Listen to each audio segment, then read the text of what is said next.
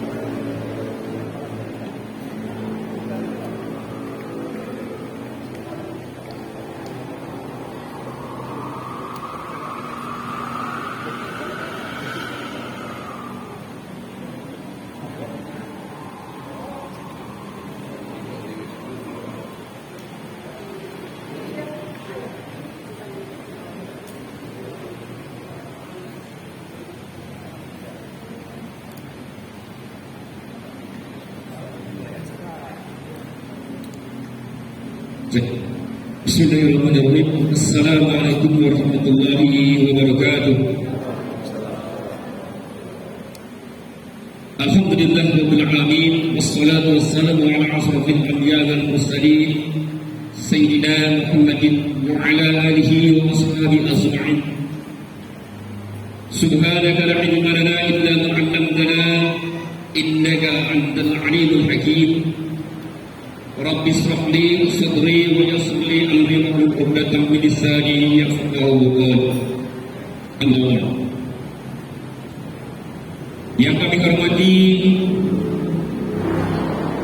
Abuya Bapak Ustaz Al-Mukarram, Abuya Arif Rahman yang telah hadir di tengah-tengah kita.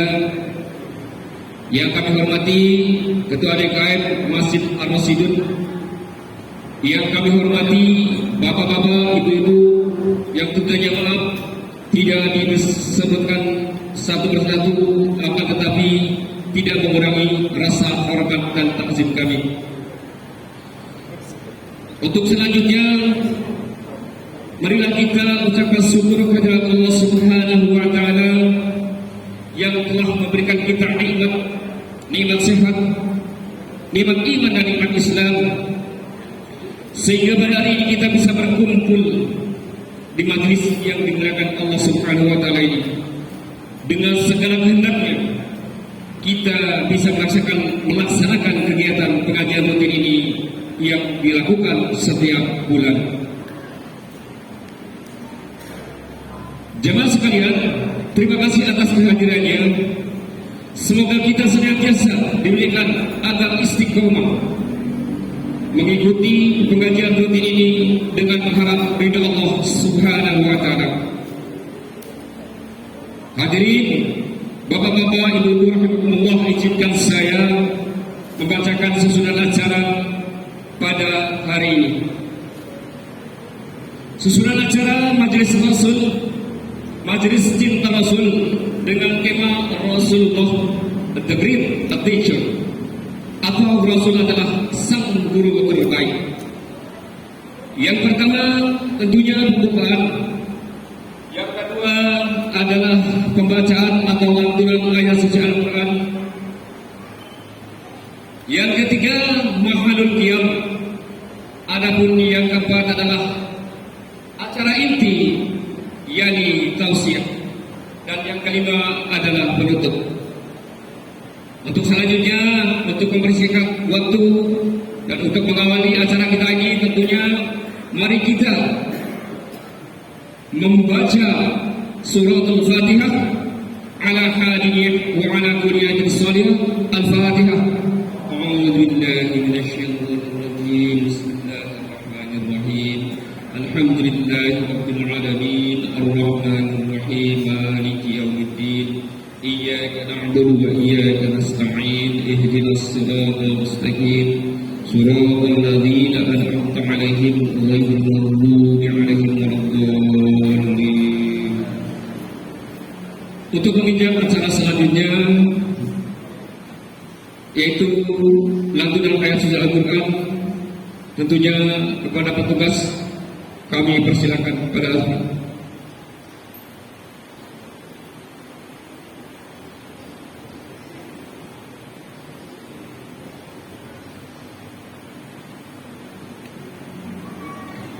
Assalamualaikum warahmatullahi wabarakatuh.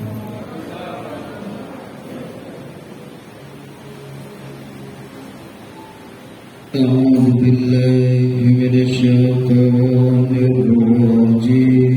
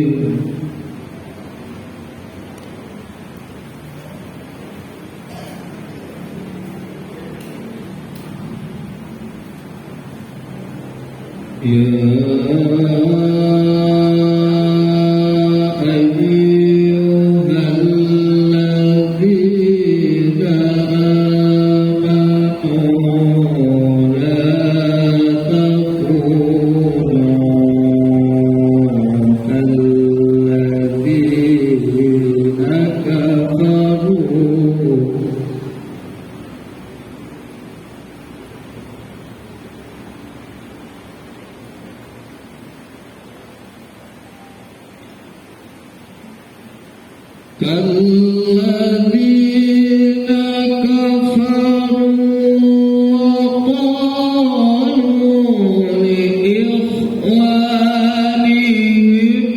إذا ضربوا في الأرض أو كانوا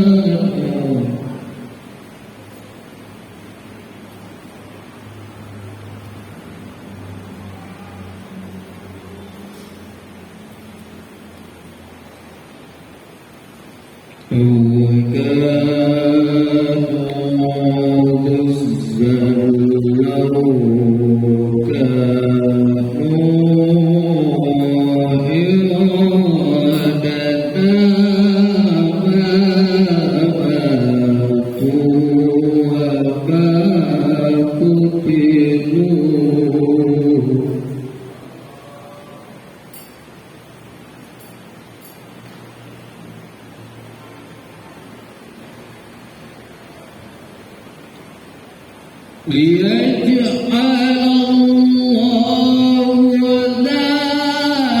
ذلك حسرة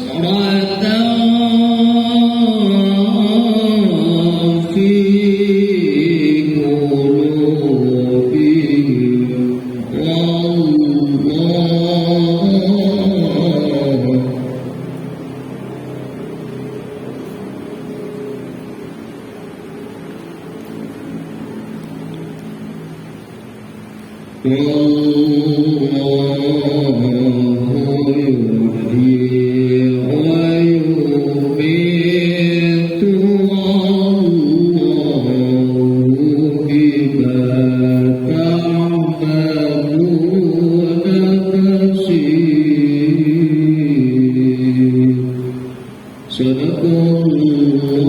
Sadaqallahul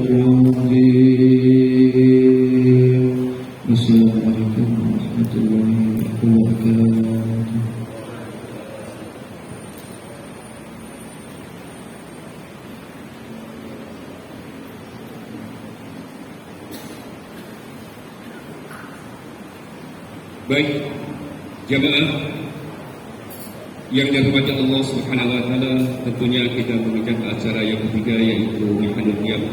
Tentunya malam jam ini akan dipimpin oleh tim hadroh kita. Untuk tim hadroh, tafadhol silakan.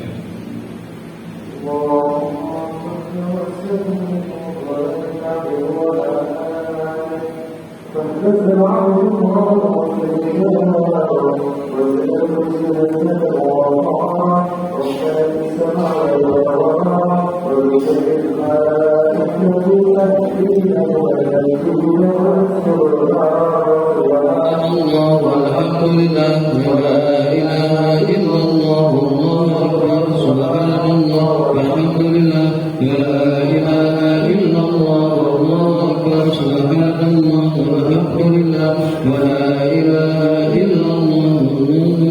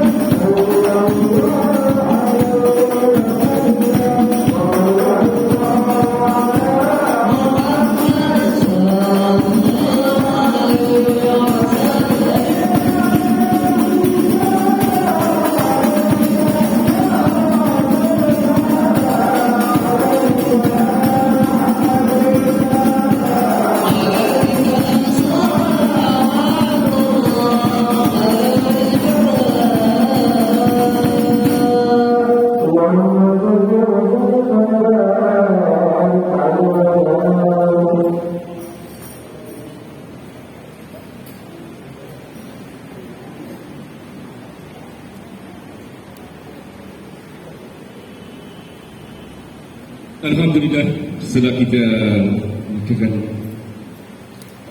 mahal yang tentunya kita akan melanjutkan acara kita. Bapak-bapak, ibu-ibu, jamaah yang dirahmati Allah, pergi haji ke kota Makkah tentunya tidak lupa memberi kunjung. Acara berikutnya adalah tausiah untuk menambah ilmu kita. Marilah kita mendengarkan mau'izatul hasanah yang akan disampaikan oleh guru kita Al-Mukarram Ustaz Abuya Arif Rahman SIP dengan tema Ar-Rasul Al-Mu'allim. Rasul adalah sang guru terbaik. Kepada Ustaz, tafadhal silakan.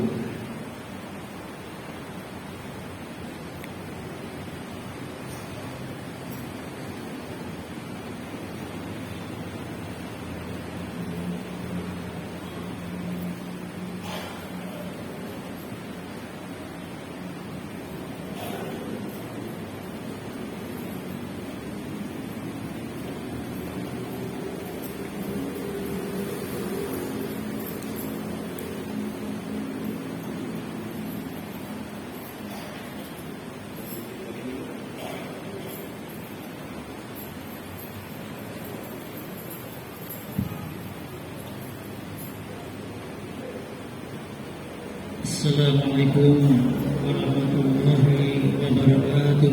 Waalaikumsalam warahmatullahi wabarakatuh.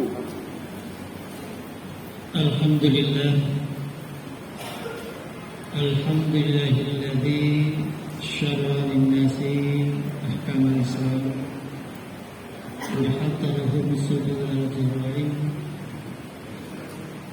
Assalatu wassalamu ala Sayyidil Mursalin Ar-Rasulil Mu'allim Sayyidina wa Maulana Muhammad Allahumma salli wa sallim wa ala alihi wa ashabihi alladhina tabaqul Islam fil hukmi wal ijtima'i wal iqtisadi wa siyasati ta'lim. أشهد أن لا إله إلا الله السميع العليم الذي قال في كتابه الكريم أعوذ بالله من الشيطان الرجيم بسم الله الرحمن الرحيم لقد من الله على المؤمنين إذ بعث فيهم رسولا من أنفسهم يتلو عليهم آياته ويعلمهم الكتاب والحكمة وإن كانوا من قبل لفي ضلال مبين وأشهد أن محمدا عبده ورسوله القائل في حديث الشريف إنما بعثت معلما. صدق الله العظيم وصدق رسول النبي الكريم ونحن على ذلك الشاهدين والشاكرين والحمد لله رب العالمين.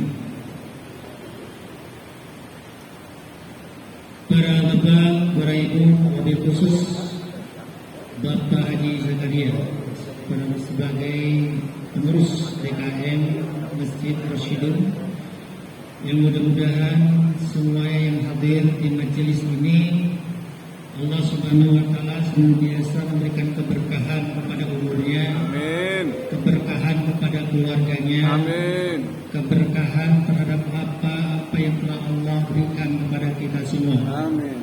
Dan mudah-mudahan langkah kita yang kita ayunkan menuju masjid ini Allah Subhanahu wa taala mencatatnya sebagai amal ibadah, menghapuskan dosa-dosa kita, dan mudah-mudahan mengangkat derajat kita di sisi Allah Subhanahu wa taala. Amin ya rabbal alamin.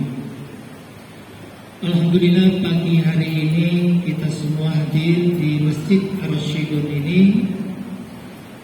untuk yang kedua kalinya dalam rangka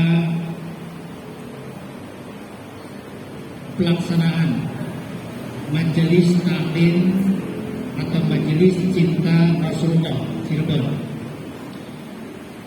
Dan pada pagi hari ini, Bapak dan Ibu yang dimuliakan Allah, tema yang akan kita bahas yaitu satu tema yang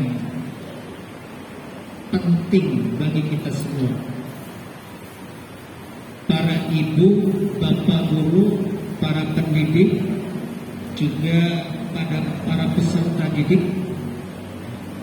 semua kita di sini adalah tidak lepas dari kosakata yang namanya pendidikan. Yang hadir di sini semuanya adalah para pendidik, termasuk peserta didik. Pendidik tidak semestinya dia adalah seorang guru, pengajar di tempat atau lembaga-lembaga formal, di lembaga-lembaga informal, di lembaga-lembaga non-formal. Pendidik adalah mereka yang melakukan proses pendidikan, termasuk di rumah kita. Bapak punya keluarga, ada istri, ada anak. Maka saat itu Bapak adalah sebagai pendidik, sebagai guru. Meskipun tidak digaji, inilah the real of pahlawan tanpa tanda jasa. Kenapa? Anak kita, istri kita tidak memberikan gaji sebagaimana yang dilakukan oleh para guru-guru di lembaga-lembaga formal. Mereka murni karena panggilan hati, kasih sayang terhadap anaknya, mendidik dengan sabar tanpa lelah. Inilah betul-betul seorang pahlawan tanpa tanda jasa. Saya tidak hendak mengkaburkan guru sebagai pahlawan tanpa tanda jasa, tapi sekali lagi guru di sini adalah luas, termasuk bapak dan ibu yang mendidik anak-anaknya di rumah, itu adalah guru. Dan tentu juga guru yang memang secara harfiah mereka yang mendidik di sekolah-sekolah, di lembaga-lembaga pendidikan formal, bagian dari pendidikan. Di sini banyak saya melihat bapak dan ibu guru yang hadir di sini. Ada guru-guru yang hebat, guru penggerak, bahkan ada bapak pengawas juga hadir di sini, luar biasa. Ini mohon nanti koreksinya, karena kita hari ini akan mengangkat tema yang masih berkaitan dengan pendidikan, yaitu Ar-Rasul Al-Mu'allim, Rasul sang pendidik, Rasul sebagai guru, bahkan boleh dibilang Rasul sebagai maha guru. Ini yang akan kita kupas insya Allah pada pertemuan di pagi hari ini. Jadi Bapak dan Ibu semua, mudah-mudahan dari kupasan yang sederhana ini nantinya ada sedikit bekal buat kita. Ketika kita datang ke rumah, kita bertemu dengan anak istri kita, apa yang telah disampaikan dari pola atau model pendidikan yang dilakukan oleh Rasulullah SAW ini, kita coba terapkan dalam kehidupan kita. Dan ini jaminan Bapak dan Ibu semua yang dimuliakan Allah. Kalau Rasul melakukan sesuatu dan kemudian berhasil, maka itu jaminan bagi orang yang melakukannya pasti berhasil. Kalau dakwah Rasul membina masyarakat jahiliyah melalui thariqah, manhaj yang telah dilakukan oleh Nabi Sallallahu Alaihi Wasallam, dan kemudian kita masuk mengikutinya, meneladaninya, maka ketika Rasul berhasil mengubah masyarakat minal dhulumati ila nur, dari masa kegelapan menjadi masa yang terang benderang, mereka-mereka yang di belakang yang mengikuti jejak tapak beliau, mengikuti manhaj dakwah beliau, mengikuti thariqah beliau, pasti mendapatkan seperti apa yang didapatkan oleh Nabi Muhammad SAW. Keberhasilan. Cuma tentu persoalannya adalah waktu. Kalau Nabi mengubah masyarakat jahiliyah itu dalam waktu yang sangat singkat, 13 tahun di Mekah, 10 tahun di Madinah, mampu mengubah semuanya tadi. Andai mereka-mereka yang di belakangnya mengikuti jejak langkah beliau, tariqah dakwah, manhaj beliau, tapi sampai berpuluh-puluh tahun belum juga berhasil. Persoalannya bukan salah dalam hal mengikutinya, tapi ini persoalan waktu di mana kemenangan Allah Subhanahu wa taala, Nasrullah itu ada dalam genggaman Allah, bukan ditentukan oleh individu-individu. Dan Nabi Muhammad SAW tidak tahu persis apakah 25 tahun, apakah 23 tahun, apakah 20 tahun misi yang beliau emban untuk mengubah itu semua. Meskipun Allah Subhanahu wa taala menentukannya 23 tahun. Dan kita andai mengikuti itu sudah berpuluh-puluh tahun, kita tidak tahu apakah di tahun yang ke-40, di tahun yang ke-43, atau di tahun yang ke-60, tidak tahu. Tapi ini adalah jejak langkah yang jelas akan menemukan keberhasilan. Demikian juga Bapak dan Ibu yang dimuliakan Allah, ketika kita mendidik anak-anak kita dengan pendidikan yang telah dicontohkan oleh Nabi kita, Nabi Muhammad SAW, maka ini bisa menjadi garansi, jaminan bahwa apa yang kita lakukan karena meniru beliau yang berhasil tadi, insya Allah akan berhasil. Meskipun tadi ya, waktu yang akan membedakan, dan juga tentunya kemampuan dan kualitas kita yang juga akan membedakan hasil dari pendidikan kepada anak-anak kita. Nah, sehingga Bapak dan Ibu yang Allah Subhanahu wa taala, ya, penting kiranya kita untuk sama-sama mendalami lebih jauh model, metode pendidikan yang telah dilakukan oleh Nabi kita, Nabi Muhammad SAW. Kenapa? Karena ini telah berhasil. Bagaimana mungkin Nabi tidak berhasil mendidik umatnya kalau saat ini umatnya sudah lebih dari 1 miliar, dan mereka adalah orang-orang yang manut dan taat kepada maha gurunya tadi, kepada Rasulullah Muhammad SAW. 1 miliar manusia mentaati 1 orang, berarti 1 orang itu berhasil didik mereka, orang-orang yang banyak. Kita guru di kelas, jumlah murid 34, belum tentu semuanya ngikutin kita, belum tentu 34-nya itu manut kepada kita, setengahnya juga belum tentu. Ini 1 miliar. Kalau dijumlahkan dari 14 abad yang lalu, lebih dari 1 miliar. Dan mereka orang-orang yang taat, manut, meyakini apa yang diajarkan oleh beliau selesai. Maka bagaimana mungkin kita tidak mengatakan beliau ini berhasil dalam mendidik umatnya termasuk kita semua. Nah, rahasia itu yang mestinya kata orang Sunda dikuak, didalami, dibedah. Apa dibalik keberhasilan dan kesuksesan pendidikan yang dilakukan oleh Nabi kita, Nabi Muhammad SAW.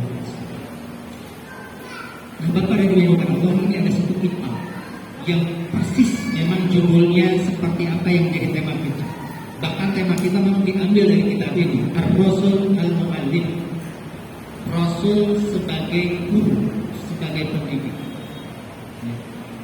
Kita coba, meskipun ini tidak sampai semuanya kita bedah pada pagi hari ini, tapi minimal beberapa poin pentingnya bisa kita dapatkan dari kitab ini.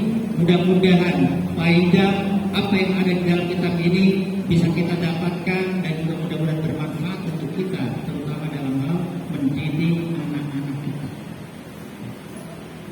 Baik Bapak dan Ibu yang dimuliakan Allah Subhanahu wa taala,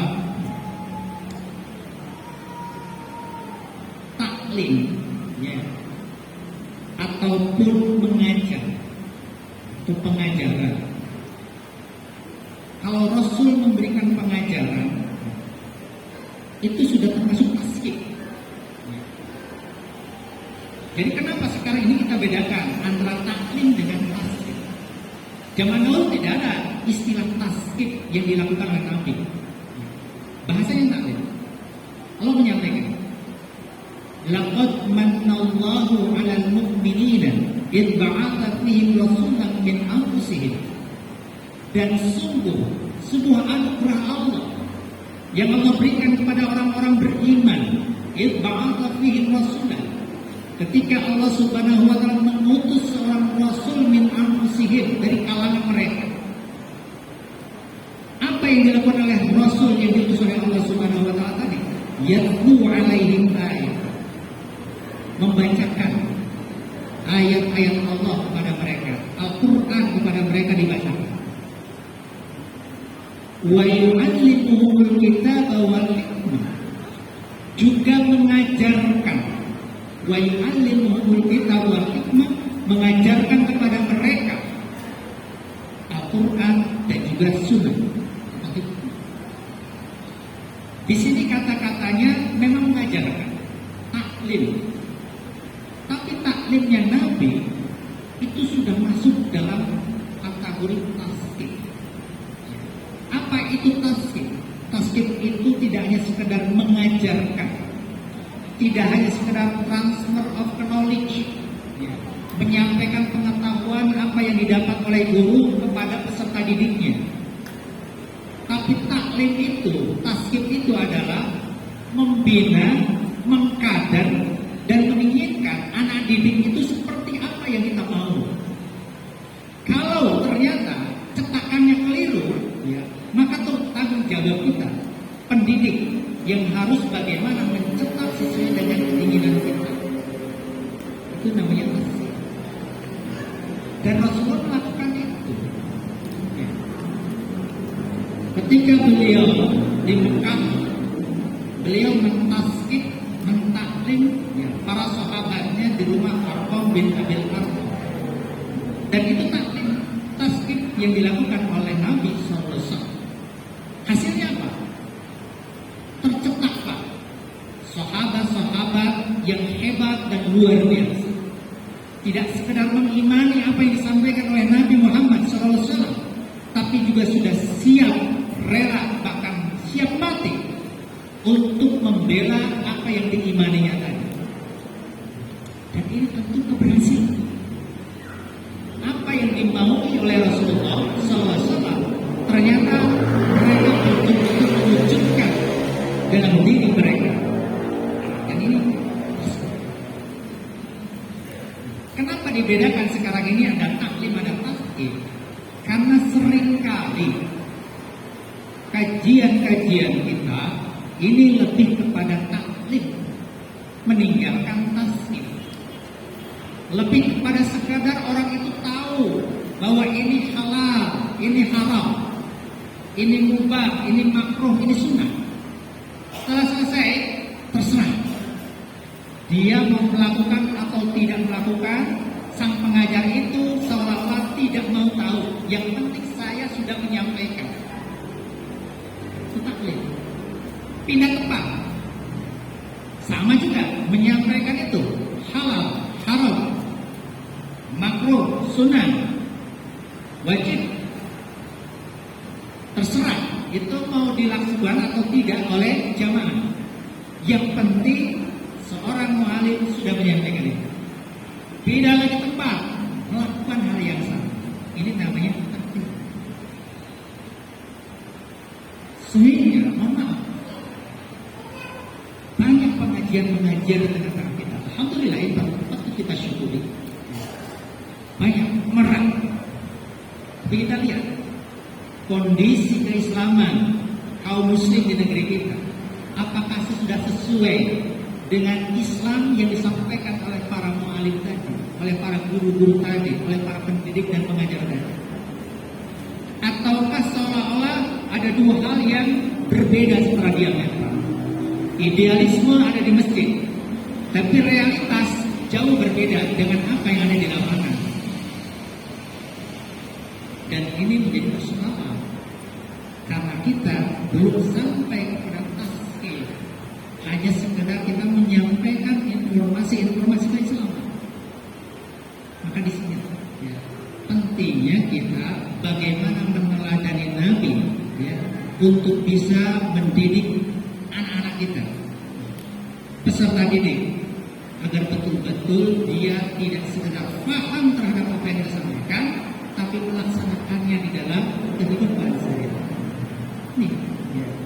Rasul Al-Mu'alim ini, beliau pengarang ini, ya, sedikit menyinggung tentang taklim dan tasqih. Meskipun beliau tidak membedah seperti apa yang tadi saya sampaikan, hanya disinggung bahwa ada taklim dan juga tasqih. Ini saya sampaikan demikian karena ada perbedaan yang sangat signifikan antara taklim yang disampaikan oleh Nabi pada waktu dulu dengan taklim yang sering kita laksanakan di akhir-akhir ini. Baik Bapak dan Ibu jamaah yang dimuliakan oleh Allah Subhanahu wa taala, saya ingin menyampaikan ya, satu hadis yang ada di dalam kitab ini tentang keutamaan menjadi seorang guru. Ya. Tapi saya tidak berkehendak ya, bapak-bapak dan ibu-ibu semua ya, ataupun anak-anakku di sini untuk menjadi guru di sekolah. Tidak mesti begitu. Ya. Tapi sekali lagi mu'alim di sini maksudnya adalah guru dalam arti pendidik. Ya. Di rumah, ya, di lingkungan, ya, ataupun di tempat manapun kita harus termotivasi menjadi guru. Kenapa? Karena ini ada hadisnya. Suatu saat Nabi Muhammad SAW masuk masjid. Di masjid ada dua kelompok, ada dua kelompok pertemuan di sana. Yang pertama adalah orang-orang yang sedang kumpul untuk membacakan ayat-ayat Al-Quran, kemudian berdoa kepada Allah Subhanahu wa taala. Kelompok yang lainnya adalah mereka yang sedang melakukan kegiatan belajar mengajar. Kemudian Nabi SAW ketika melihat dua kelompok itu, beliau bersabda, "Kullu khair." Semua kelompok itu ada di dalam kebaikan. Yang membaca Al-Quran tentu itu adalah kebaikan. Berdoa kepada Allah tentu itu adalah kebaikan. Yang melakukan proses belajar mengajar itu juga adalah bagian dari kebaikan. Kullu khair. Haulai yaqra'una al-Qur'an wa yaquluna Allah, fa in syaa'a atahum wa in syaa'a mana'ahum. Mereka orang-orang yang membacakan Al-Qur'an kemudian berdoa kepada Allah Subhanahu wa taala, seandainya Allah berkehendak, Allah berikan apa yang mereka minta dari doanya tadi. Seandainya tidak, Allah menahan. Wa haulai yu'allimuna wa yata'allamuna. Dan kelompok ini mereka sedang belajar dan juga mengajar. Dan kata Nabi, innama bu'istu mu'alliman. Dan aku diutus hanyalah sebagai seorang mu'allim, sebagai guru, pendidik. Jadi Bapak dan Ibu yang dimuliakan Allah, kalau kita baca di sini bahwa Nabi SAW itu sebagai uswatun hasanah, yang mana?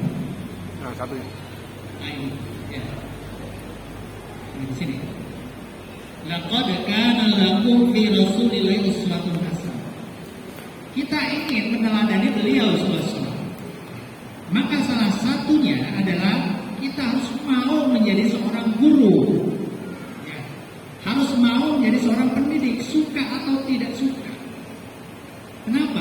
Peserta didik kita itu banyak. Tidak hanya mereka yang duduk di bangku-bangku sekolah.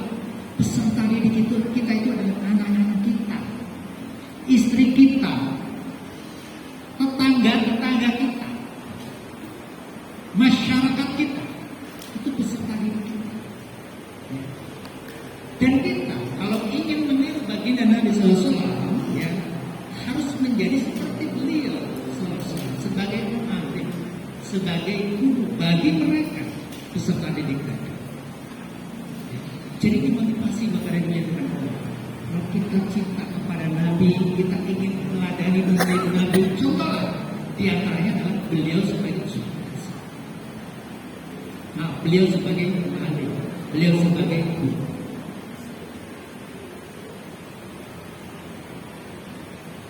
Nah, Bapak dan Ibu dimana Allah Subhanahu Wa Taala, untuk menjadi seorang muallim yang hebat, untuk menjadi seorang guru yang hebat, jadi seorang pendidik yang hebat, sebelum mengenal tentang metode, model pembelajaran itu, dia harus menyiapkan mental sebagai seorang pendidik, mental sebagai seorang guru. Harus disiapkan. Jadi kadang kita banyak melahap buku-buku tentang pedagogi, tentang berbagai macam metode dan model pembelajaran, tapi kita lupa mempersiapkan diri memiliki mental sebagai seorang pendidik, sebagai seorang guru. Nah, Rasulullah SAW di antara keberhasilan beliau mendidik tadi, beliau betul-betul memiliki mental sebagai seorang pendidik, memiliki mental sebagai seorang guru sejati. Nah, di antaranya diakui oleh para sahabat radhiyallahu anhu. Suatu saat ada seorang, boleh dibilang badui, pedalaman, jauh dari kota. Dia berjamaah bersama Nabi SAW dan juga para sahabatnya. Kemudian pada saat berjamaah, ada satu jamaah yang bersih. Kalau kita pada saat bersih secara normal, kita dianjurkan mengucapkan Alhamdulillah. Mungkin sahabat itu mengucapkan Alhamdulillah. Bersih, Alhamdulillah. Orang Baduy ini kemudian menjawab dengan mengucapkan Yarhamkallah. Sebenarnya kalau dalam fikih, yang pertama itu nggak bermasalah ketika sholat mengucapkan hamdalah. Kenapa? Itu bagian dari zikir. Yang bermasalah itu yang kedua ini, yang mengucapkan yarhamu. Kenapa? Ini kalamunas kalau dalam fikih. Sholat yang di dalamnya ada perkataan manusia batal sholatnya. Yarhamukallah itu kan dia sedang berdialog dengan teman yang bersih. Semoga rahmat Allah untukmu. Ya. Ngobrol ada kata-kata huruf K tadi. Ya. Sahabat yang lain yang ngerti melotot kepada orang yang mengucapkan yarhamukallah tadi. Sampai si orang Baduy tadi merasa rikuh, diplomatin oleh banyak sahabat. Bahkan sebagiannya tentu maaf. Kenapa ini orang seperti ini ada di tengah-tengah kita? Mungkin begitu ya. Mestinya dia tidak mengucapkan itu. Pokoknya sudah salah tingkah saja si sahabat tadi, ya, merasa terisolir di tengah jamaah itu. Kemudian Bapak dan Ibu Allah, setelah selesai salat, Nabi menyuruh dia untuk datang kepada beliau, mendekati beliau, memanggilnya. Sampai kemudian ya, beliau menyatakan bahwa inna hadza salata la yasluhu fiha syai'un min kalamin nas. Inna huwa tasbih wa takbir wa qiraatul Qur'an. Wahai kisanak, mungkin bahasanya gitu ya, karena akan tidak disebutkan siapa namanya. Bahwa salat itu tidak layak untuk mengucapkan sesuatu apapun dari perkataan manusia. Karena yang dia katakan itu yarhamukallah itu perkataan manusia. Rata subuh kalau boleh sekarang tidak sah. Karena sholat itu isinya adalah takbir, tasbih, dan qiraatul Qur'an, membaca Al-Qur'an. Apa komentar dari orang Baduy tadi? Beliau menyampaikan, ma ra'aitu aliman qablahu wa la ba'dahu asana ta'liman minhu. Aku tidak melihat seorang guru, seorang pendidik, seorang mu'allim baik sebelum atau setelahnya yang lebih baik dari beliau SAW. Ini komentar. Kenapa? Karena sahabat-sahabatnya dilihat justru seolah-olah menyadarkan tapi tidak dengan cara yang seperti Nabi. Jelas, tidak membuat sakit hati, kemudian seperti orang yang disampaikannya tadi. Jadi pengakuan dari para sahabat bagaimana kebaikan taklimnya Nabi SAW. Jadi sekali lagi persiapan mental kita menjadi seorang nabi. Ketika anak-anak kita yang kita didik, mereka tidak paham tentang apa yang kita sampaikan. Andai kita saat itu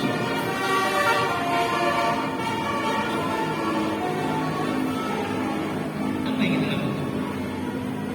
Udah tuh viral orang tua mengajarkan anaknya sampai berbudak-budak, anaknya dimarahi, gak ngerti-ngerti juga.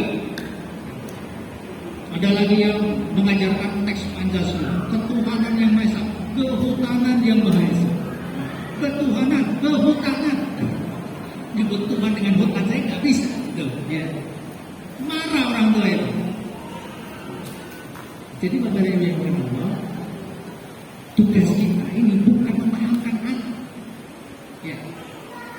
Tugas kita adalah semaksimal mungkin kita menyampaikan apa yang kita paham kepada anak dengan harapan mereka bisa paham dengan harapan kita. Tapi untuk paham itu bukan kewenangan kita. Ya, itu wilayahnya sudah wilayah Allah Subhanahu wa Ta'ala. Kenapa kita bisa katakan demikian? Ada doanya yang sering kita bacakan. Rabbi shrahli sadri wa yassir li amri wahlul 'uqdatam min lisani yafqahu qawli. Rabbi zidni ilma warzuqni. Kefahaman itu rezeki. Namanya rezeki itu adalah pemberian dari Allah Subhanahu wa Ta'ala. Jadi kalau anak kita belum paham, masih sama persis ketika anak kita usaha tapi usahanya belum berhasil. Kemudian kita support mereka dengan dana, nggak berhasil juga, marahi anak kita, nggak berhasil juga. Bisa jadi memang rezeki segitu-gitunya. Apapun yang kita usahakan, kalau Allah sudah menakar rezekinya seperti itu, barangkali contoh-contoh tadi yang viral itu, memang takaran anak itu segitu kemampuannya. Beda dengan Imam Syafi'i. Kalau Imam Syafi'i, ya, jangankan dihafal, orang ngomong saja hafal langsung. Ya, makanya dari riwayat Imam Syafi'i itu dari rumah menuju masjid, bilang itu suka tutup kuping, telinganya ditutup. Kenapa? Dalam perjalanan dari rumahnya menuju masjid, banyak orang-orang lagi ngobrol di sana. Andai kedengaran, masuk, hafal dia obrolan itu. Ketemu lagi dengan orang yang sedang ngobrol, masuk ke otak, kemudian hafal itu. Dia merasa sayang, otak saya ini hanya diisi oleh obrolan-obrolan yang mungkin tiba-tiba di sana, di pinggir jalan itu. Makanya Nabi Imam Syafi'i suka tutup sayang. Sehingga otaknya itu diisinya dengan apa? Al-Quran, kitab Al-Qur'an, ya, ilmu-ilmu. Kalau kita nggak kedengeran aja, mepet-mepet, lagi ngapain sih? Ngobrol apa sih? Keponya luar biasa. Ya. Jadi Bapak dan Ibu yang dibutuhkan Allah, ya, itu, ya, paham itu rezeki. Ya. Tugas kita adalah semaksimal mungkin. Kalau anak takarannya hanya sekedar tahu perkalian, belum tahu sinus kosinus, ya sudah. Jangan dipaksakan harus tahu sinus kosinus. Seperti itu. Kemudian Bapak dan Ibu yang dimuliakan Allah Subhanahu wa Ta'ala,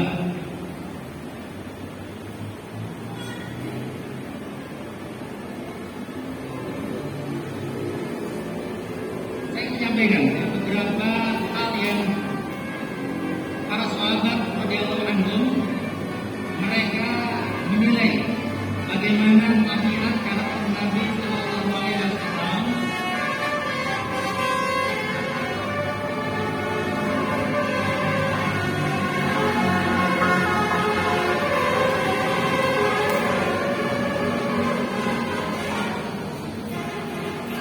Terima kasih memberikan kesempatan untuk menarik nafas.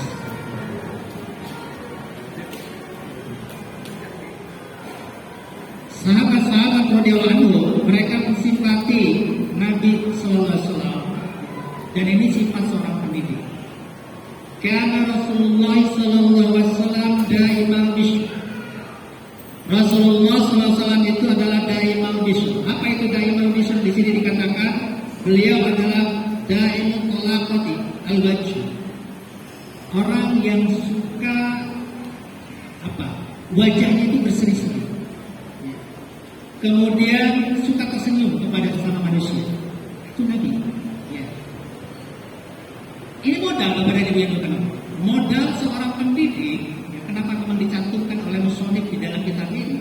Modal seorang pendidik itu pertama penampilan yang menarik, welcome kepada peserta didik, kepada anak-anak itu. Ketika seorang pendidik hadir dengan wajah yang berseri-seri, menjauh di sana, dia berjalan dengan tersenyum, peserta didik itu sudah betul-betul merasa siap untuk belajar. Inilah namanya guru yang dirindukan. Ya, guru yang dirindukan itu kalau di sekolah, ya, tidak ada jam langsung, ya, didatangin ke kantor, Pak ada jam, ya, itu namanya guru yang dirindukan. Ya. Padahal gurunya lagi ngobrol. Saking rindunya sama guru, ya, sehingga si murid itu datang, kangen kesiapan mental ini tercermin dalam hal itu kepada guru. Ya, Rasulullah itu tadi daimul bisyr. Mimik mukanya berseri-seri ketika akan mengajar, sehingga peserta didik itu nyaman. Bandingkan guru jarak 5 meter, ya, suara sepatunya sudah membuat anak stres.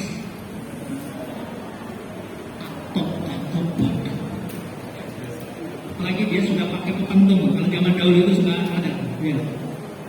Tapi sama cepet, nggak ada rumus begitu pada Nabi SAW. Ya. Beliau tersenyum, sering. Salaful memiliki akhlak memudahkan setiap orang, tidak mempersulit. Apa yang dia sampaikan nanti di belakang, ya, ada usul-usul taklim, model-model dalam pembelajaran itu dalam rangka mempermudah agar apa yang disampaikan oleh Nabi itu cepat dipahami oleh para sahabat, sehingga beliau selalu berputar-putar bagaimana caranya. Ada 40 metode dan model pembelajaran yang disampaikan oleh Nabi. Nah, ini menurut saya sangat penting ini disampaikan oleh para guru, para pendidik, atau disampaikan kepada para guru dan para pendidik. Karena kita hanya mengenal model-model pembelajaran itu terbatas. Ya. Ada contextual teaching and learning, ada discovery, ada model pembelajaran ceramah, ada jigsaw atau apa. Ini Pak Pengawas bisa nanti menjelaskan. Rasul 40 ini, 40-nya menarik sekali. Ya. Sehingga bagi para pendidik ini bisa mengkolaborasi dari 40 model pembelajaran Nabi ini, mana yang kira-kira tepat agar para peserta didik ini bisa paham terhadap apa yang kita sampaikan. Karena ada orang yang tidak bisa masuk pemahaman itu hanya dengan model ceramah. Dan kita modelnya nggak ada lagi ceramah terus. Ya. Artinya apa? Ketika ngajar modelnya ceramah terus seperti begini. Tidak ada model dengan cara yang lain melalui media pembelajaran, tapi ada di sini. Model dengan cara bagaimana membuat permisalan, analog, ya. Muter-muter. Yang penting anak paham, begitu. Nah, Nabi SAW punya banyak model. Sehingga apa? Ini bentuk dari beliau mempermudah urusan-urusan apa? Lainnya jadi beliau ini memiliki karakter yang lembut, ya, lembut. Dijelaskan di sini laisa biqatin wala ghalid, masih dalam hadis ini. Tidak bersifat keras, tidak bersikap keras dan juga tidak bersikap kasar. Terutama kepada peserta didik. Tadi contohnya, Nabi merangkul sholat. Nah, di sana apa yang disampaikan itu keliru. Ya. Sholat itu nggak boleh mengucapkan kata-kata sesuatu tukuk. Ya. Hanya tasbih, takbir dan qiraatul. Bodoh, kan gitu kan? Masa udah 3 kali dikasih tahu nggak ngerti juga, makin stres itu kan? Ya. Dikasih kalimat-kalimat serapah sabar. Mohon maaf, apalagi ibu, ya, ibu-ibu kepada anak-anaknya, jauhkan kata-kata yang seperti itu. Bodoh, dodol, bahasa orang sini. Jauhkan, ya, kenapa? Kata-kata orang tua itu doa. Ya. Kalau kita kata-kata seperti itu sampaikan kepada anak kita, khawatirnya itu juga adalah bodoh. Malah tersalib, yang beliau ini tutur katanya tidak jelimet, tidak panjang kali lebar kemana-mana, tapi kesimpulannya nggak ada. Ngomongnya ngalur ngidul tapi nggak jelas apa yang disampaikan, karena itu tidak begitu. Jawabnya ulul kalib dalam hadis yang lain. Nabi itu kata-katanya singkat, padat, jelas. Malah bahas, dan beliau ini kata-katanya tidak nyerempet-nyerempet kepada hal-hal yang hobi, hal-hal yang buruk, termasuk yang tidak senonoh. Wala'ayat, beliau juga tidak memiliki kata-kata yang di dalamnya ada unsur membuka aib orang lain. Mencontohkan, tapi contohnya itu seolah-olah membuka aib orang lain. Nah, itu yang harus dihindari. Ya, katanya biasanya juga gitu, ya. Supaya menghindari aibnya sendiri, biasanya yang bertanya juga suka mencontohkannya orang lain. Ya. Pak, ya, ada kasus nih, ya. Ada suami istri sedang bertengkar, ya. Kasusnya ini, padahal dia sendiri sebenarnya, Pak. Ya. Cuma dia memakai orang lain, gitu. Supaya apa? Aibnya tidak diketahui. Tapi begitulah memang, ya. Barang siapa yang aib orang lain, maka dia akan ditutupi oleh Allah Subhanahu wa Ta'ala. Melamat da'i, Nabi juga ketika mengajar, mendidik itu jauh dari kata-kata yang kelewat batas memuji seseorang. Mada. Jadi dipuji itu boleh, bahkan bagus. Bagian dari khair yarah. Kan gitu. Dalam pasal Al-Quran itu, "Faman ya'mal mithqala dzarratin khairan yarah, wa man ya'mal mithqala dzarratin syarran yarah." Anak kita mendapatkan prestasi, dia bisa melakukan sesuatu yang lain tidak bisa, kasih apresiasi. Kalau tidak, kasih punishment. Nabi tidak terlalu mengobral apresiasi itu. Boleh dibilang itu. Kata-kata wala madah ini Nabi tidak terlalu banyak memuji ataupun pujian-pujian yang terlalu tinggi. Sekedarnya saja. Oh bagus, tidak pujian-pujian yang sifatnya gombal. Ya taqabbalu amma la yastahwi. Beliau berpaling dari apa-apa yang tidak beliau sukai. Jadi selalu beliau melakukan sesuatu yang memang beliau sukai. Nah, bahkan hari ini pada Allah Subhanahu wa Ta'ala, ini sangat panjang sekali, tapi saya coba ya langsung masuk ke uslub.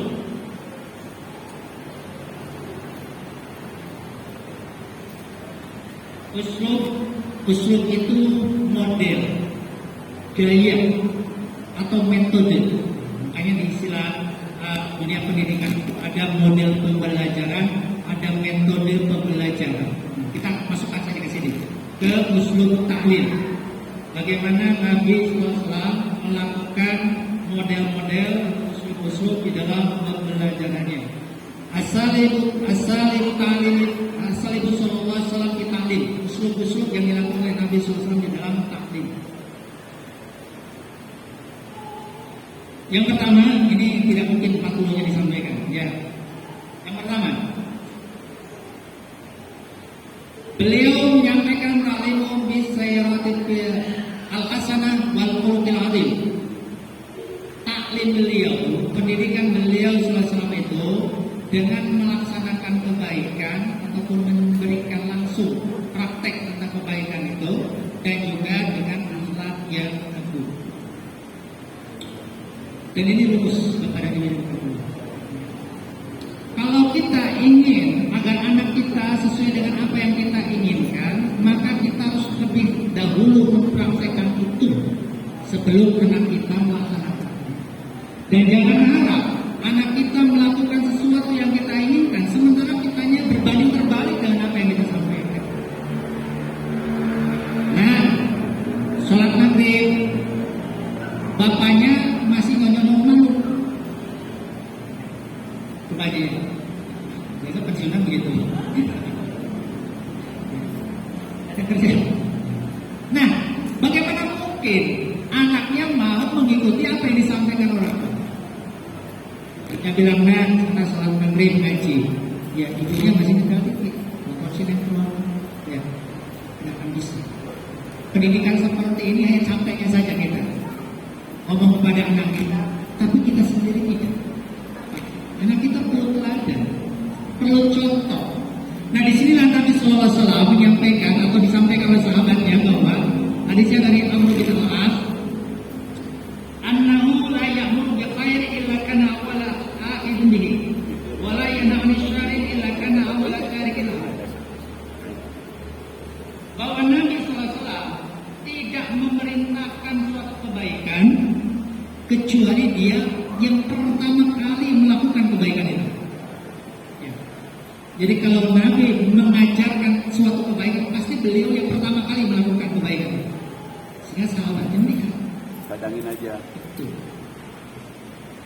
Kadangin, Dan ketika beliau melakukan sesuatu, beliaulah yang awalat tarikilah, orang yang pertama meninggalkan sesuatu.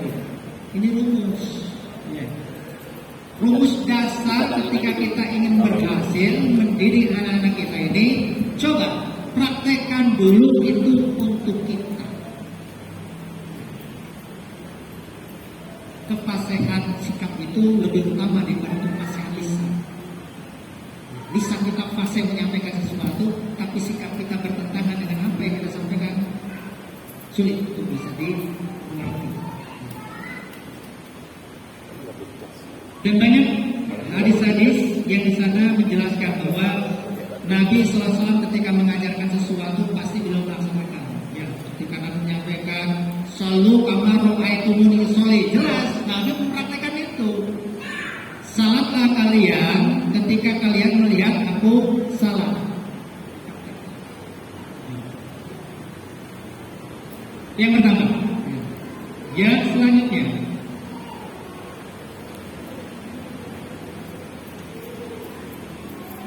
ta'limu sallallahu alaihi wasallam asy-syara'iyya bit-tadrij.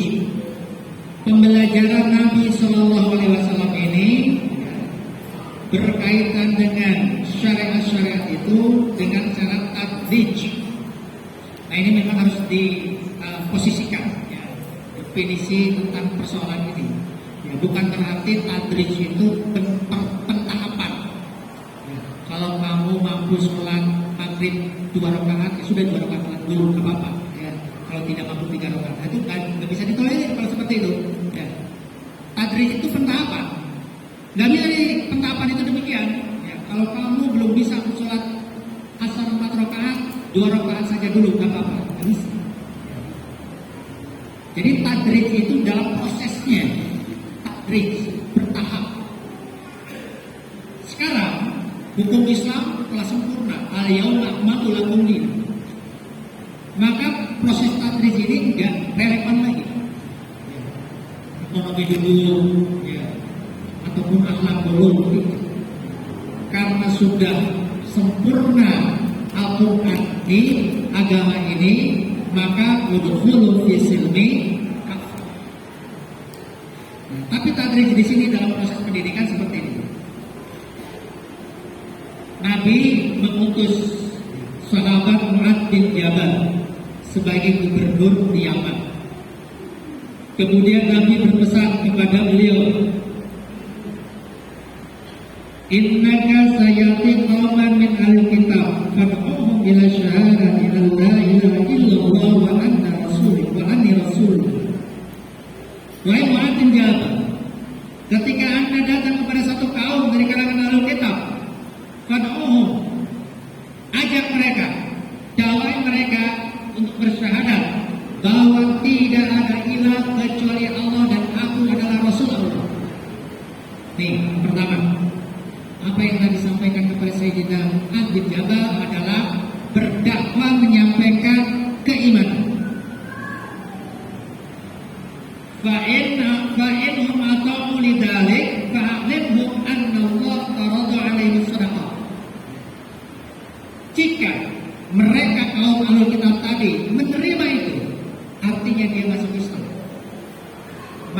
ajarkan kepada mereka bahwa Allah Subhanahu wa taala mewajibkan kepada mereka sedekah. Berarti ini tatwid. Syahadat dulu, kalau sudah syahadat, ajarkan kepada mereka sedekah. Proses.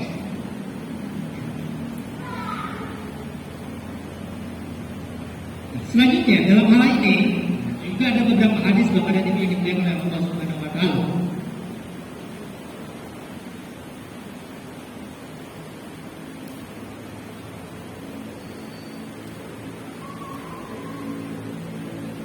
Hadatsana man kana yuqri'una min ashabin Nabi sallallahu alaihi wasallam annahu kanu yaqtaruna min Rasulillah sallallahu alaihi wasallam asra ayat.